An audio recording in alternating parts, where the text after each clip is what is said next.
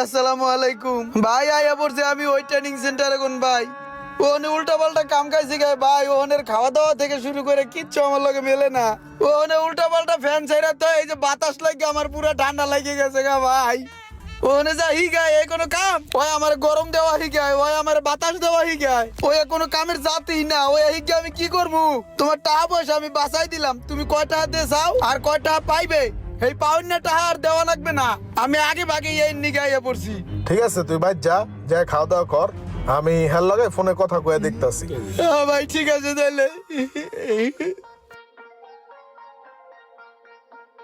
আসসালামু আলাইকুম, মোবাইল বাংলাদেশ বলতেছিলেন?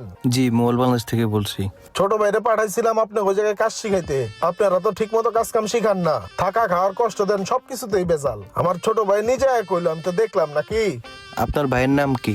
আমার ভাইয়ের নাম ইমরান। ও আচ্ছা আচ্ছা, ইমরান না?